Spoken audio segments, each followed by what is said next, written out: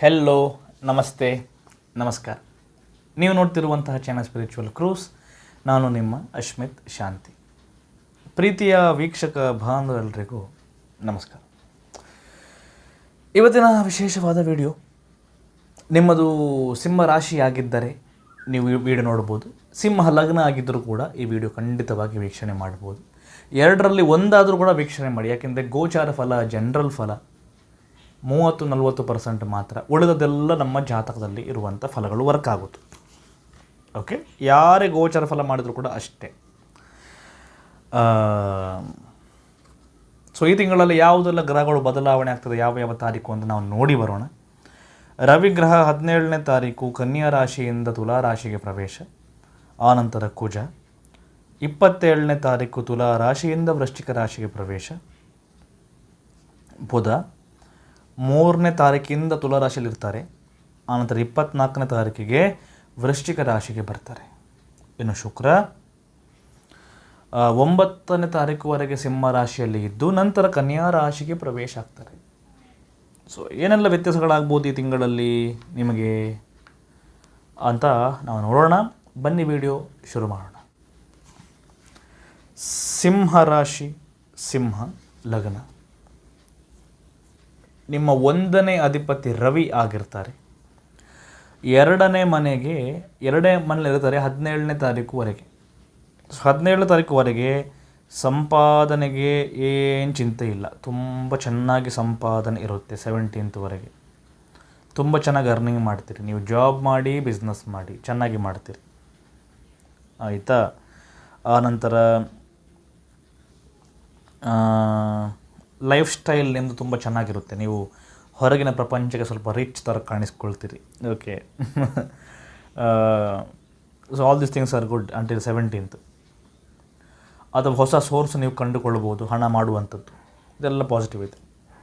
17th ಆದ ಮೇಲೆ 1ನೇ ಅಧಿಪತಿ ನೀಚ ಆಗುವ ಕಾರಣ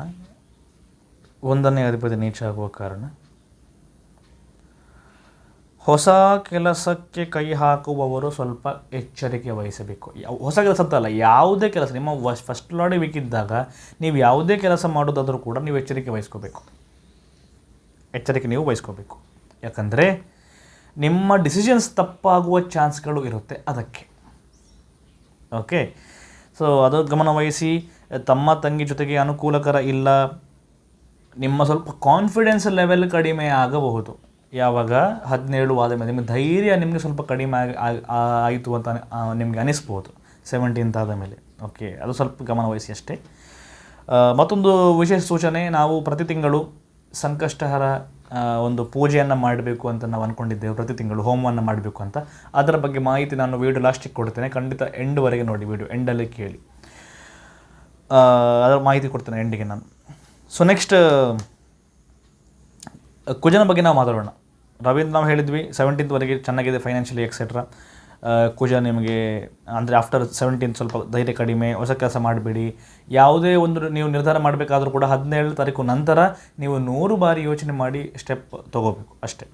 ಏನು, ಕುಜ ನಿಮ್ಮ 4ನೇ ಮತ್ತು 3ನೇ ಅಧಿಪತಿಯಾಗಿ 27ನೇ ತಾರೀಕುವರೆಗೆ ನಿಮಗೆ ಕುಜ ಅಲ್ಲಿರ್ತಾರೆ. ಸೊ ಇಲ್ಲಿ ಏನಾಗುತ್ತೆ ಅಂತಂದರೆ ಅದೃಷ್ಟ ನಿಮಗೆ ಏನು ಚಿಂತೆ ಇಲ್ಲ, ಅದೃಷ್ಟ ನಿಮಗೆ ಚೆನ್ನಾಗಿರುತ್ತೆ. ಕಾರ್ಯ ಏನಾದರೂ ನಿಮ್ಮದು ಬಾಕಿ ಇದ್ದರೆ ಕಾರ್ಯ ನಿಮ್ಮದು ಸಫಲ ಆಗುತ್ತೆ. ಓಕೆ, ಬಂಗಾರ ಏನಾದರೂ ಖರೀದಿ ಮಾಡುವಂತಹ ಯೋಗನೂ ನಿಮಗೆ ಇದೆ. ಸಂತೋಷ ಇರುತ್ತೆ, ಧೈರ್ಯ ನಿಮಗೆ ಇರುತ್ತೆ. ಓಕೆ, ನಿಮಗೆ ರವಿ ನೀಚ ಹಾಕಿರ್ತಾರೆ ಅಂತ. ರವಿ 17th ನಂತರ ನೀಚ ಆಗಿರ್ತಾರೆ ಅಲ್ಲ. 17th ನಂತರ ರವಿ ನೀಚ ಆಗ್ತಾರೆ, 3ನೇ ಮನೆಗೆ ಬರ್ತಾರೆ. ಸೊ ಇಲ್ಲಿ ಏನು ಹೇಳ್ತಾರೆ ಅಂತಂದರೆ, ಕುಜ 3ನೇ ಮನೆಯಲ್ಲಿ ಇದ್ದಾಗ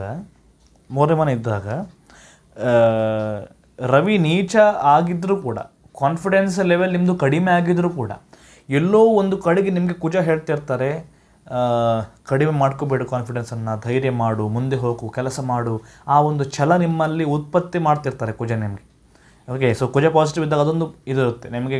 ರವಿ ನೀಚ ಆದರೂ ಕೂಡ, ರವಿ ಪ್ರಾಬ್ಲಮ್ ಕೊಟ್ಟರು ಕೂಡ, ಕಾನ್ಫಿಡೆನ್ಸ್ ಕಡಿಮೆ ಮಾಡಿದರೂ ಕೂಡ ಕುಜ ನಿಮಗೆ ಹೇಳ್ತಾರೆ ಡೋಂಟ್ ಗೋ ಡೌನ್, ನೀವು ಸ್ವಲ್ಪ ಧೈರ್ಯ ಮಾಡ್ಕೊಳ್ಳಿ, ಮುಂದುವರಿದೆ ಅಂತ ಧೈರ್ಯ ವಾಪಸ್ ನಿಮಗೆ ಕುಜ ತಂದು ಕೊಡ್ತಾರೆ. ಇದೊಂದು ಒಳ್ಳೆಯ ಪಾಸಿಟಿವ್ ವಿಚಾರ ಆಗಿರುತ್ತೆ ನಿಮಗೆ.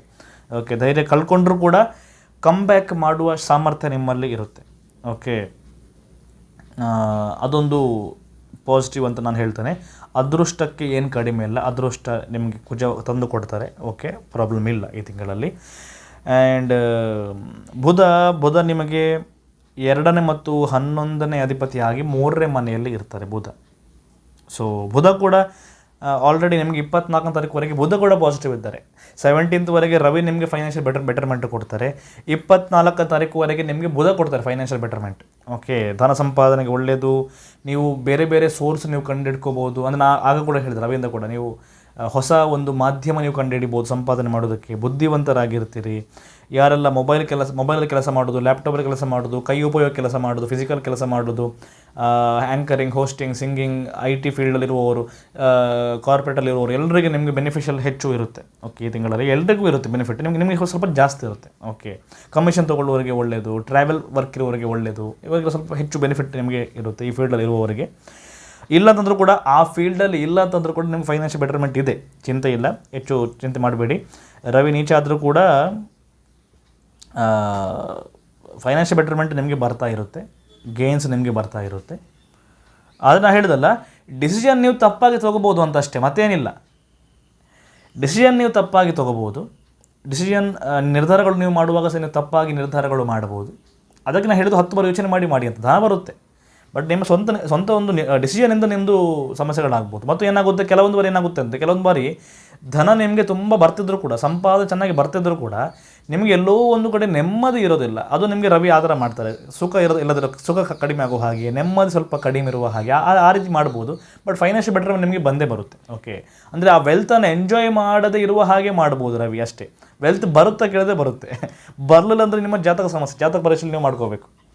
ಓಕೆ, ಸೊ ಇದೆಲ್ಲ ನಿಮಗೆ ಬುಧ ಕೂಡ ಪಾಸಿಟಿವ್ ಇದ್ದರೆ ಫೈನಾನ್ಷಿಯಲ್ ವಿಚಾರಕ್ಕೆ ಅನುಕೂಲ ಮಾಡ್ತಾರೆ. ಯಾವುದೇ ಕೆಲಸ ಮಾಡಿ, ಯಾವುದೇ ಬಿಸ್ನೆಸ್ ಮಾಡಿ ನಿಮಗೆ ಪಾಸಿಟಿವ್ ಇದ್ದಾರೆ. ಓಕೆ, ಈ ತಿಂಗಳು ಇಟ್ ಈಸ್ ಬೆನಿಫಿಷಿಯಲ್. ಇನ್ನು ಶುಕ್ರ ನಿಮಗೆ 3ನೇ ಮತ್ತು 10ನೇ ಅಧಿಪತಿಯಾಗಿ 1ನೇ ಮನೆಯಲ್ಲಿ ಇರ್ತಾರೆ 9ನೇ ತಾರೀಕುವರೆಗೆ. ಸೊ ಹೊಸ ಉದ್ಯೋಗ ನೀವು ಪ್ರಯತ್ನ ಮಾಡ್ತಿದ್ರು ಕೂಡ ನಿಮಗೆ ಉದ್ಯೋಗ ಸಿಗಬಹುದು 9ನೇ ತಾರೀಕು ಒಳಗಡೆ. ಹೊಸ ಉದ್ಯೋಗ ಅಥವಾ ಹೊಸ ಕೆಲಸ ಪ್ರಾರಂಭ ಮಾಡ್ಬೋದು. ಓಕೆ, ಪ್ರಯಾಣ ಮಾಡ್ಬೋದು, ಎಲ್ಲ ಉತ್ತಮವಾಗಿರುತ್ತೆ 9ರವರೆಗೆ. ಸಮಸ್ಯೆ ಆಗೋದು 9 ಆದ ಮೇಲೆ. 9 ಆದ ಮೇಲೆ ನಿಮಗೆ ಶುಕ್ರ, ಅದು ಕೂಡ ದಶಮಾಧಿಪತಿ, ಕರ್ಮಸ್ಥಾನದ ಅಧಿಪತಿಯಾಗಿ ನೀಚ ಆಗೋದು ಅಲ್ವಾ. ನಿಮಗೇನಾಗುತ್ತೆ, ಬೇರೆ ಕಡೆಯಿಂದ ನಿಮಗೆ ಉದ್ಯೋಗ ಮಾಡಿ, ನಾನು ಹೇಳಿದೆ ಉದ್ಯೋಗ ಬಿದ್ದು ಎಲ್ಲ ಕಡೆ ನಿಮಗೆ ಫೈನಾನ್ಷಿಯಲ್ ಬೆಟರ್ಮೆಂಟ್ ಬರ್ತಿರುತ್ತೆ, ಹಣ ಬರ್ತಿರೋದು, ಸಂಪಾದನೆಗಳು ಬರ್ತಿರುತ್ತೆ. ಬಟ್ ಕರ್ಮಾಧಿಪತಿಯೇ ನೀವು ನೀಚ ಆದಾಗ 9ರ ನಂತರ ನೀವು ಹೊಸ ಕೆಲಸಕ್ಕೆ ಪ್ರಯತ್ನ ಮಾಡೋದಾದರೆ ಅದು ಅನುಕೂಲಕರ ಇಲ್ಲ.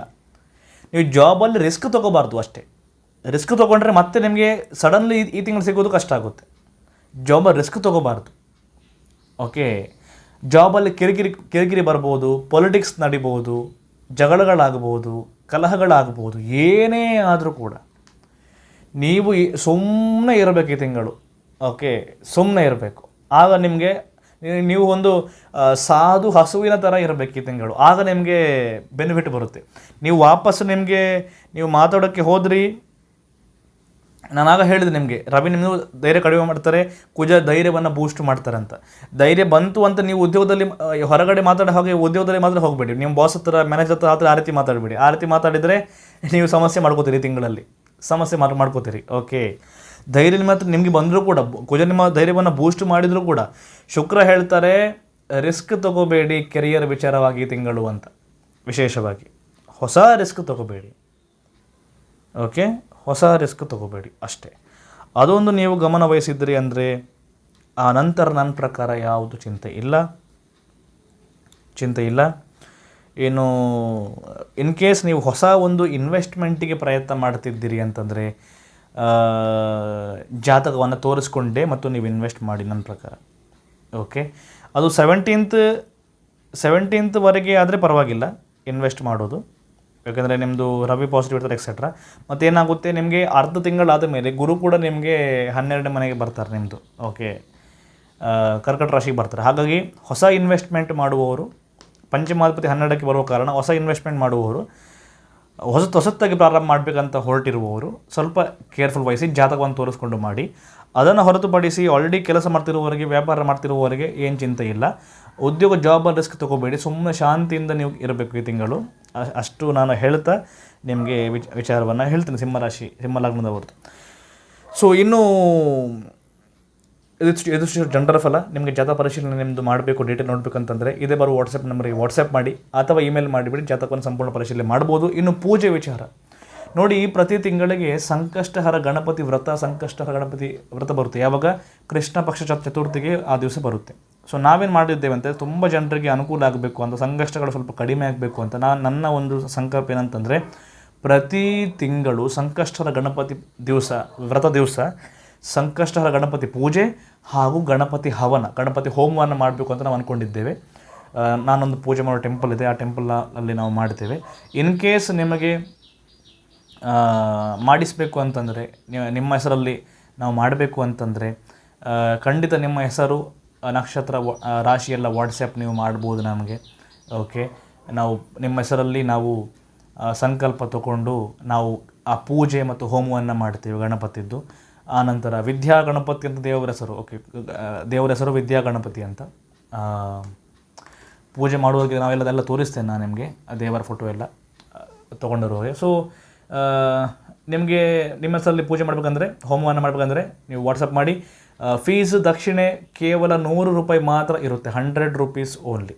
ಓಕೆ, 100 ರೂಪಾಯಿ ಮಾತ್ರ, 100 ರೂಪೀಸ್ ಮಾತ್ರ ಇರುತ್ತೆ.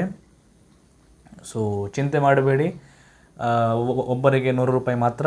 ನೀವು ವಾಟ್ಸಪ್ ಮಾಡ್ಬೋದು ನೀವು ನಮಗೆ. ಖಂಡಿತವಾಗಿ ನಿಮ್ಮ ಹೆಸರಲ್ಲಿ ಸಂಪೂರ್ಣ ಪೂಜೆ ಹೋಮವನ್ನು ಮಾಡೋದು ಸಂಕಲ್ಪ ತಗೊಂಡು, ಮತ್ತು ನಿಮ್ಮ ಹೆಸರಲ್ಲಿ ವೈಯಕ್ತಿಕವಾಗಿ ಬ್ರಹ್ಮಾರ್ಪಣೆ ಕೂಡ ಬಿಡೋಣ. ಓಕೆ, ಇಷ್ಟನ್ನು ಹೇಳ್ತಾ ಇನ್ನಷ್ಟು ವಿಶೇಷವಾದ ಮಾಹಿತಿಯೊಂದಿಗೆ ಮತ್ತೆ ಪುನಃ ಬಂದು ನಿಮ್ಮನ್ನು ನಾನು ಭೇಟಿ ಮಾಡುತ್ತೇನೆ. ಅಲ್ಲಿ ಬಂದ ನಿಮ್ಮೆಲ್ಲರಿಗೂ ನನ್ನ ನಮಸ್ಕಾರ. ಲೋಕ ಸಮಸ್ತ ಸುಖಿನೋ ಭವಂತು. ಜೈ ಭದ್ರಕಾಳಿ.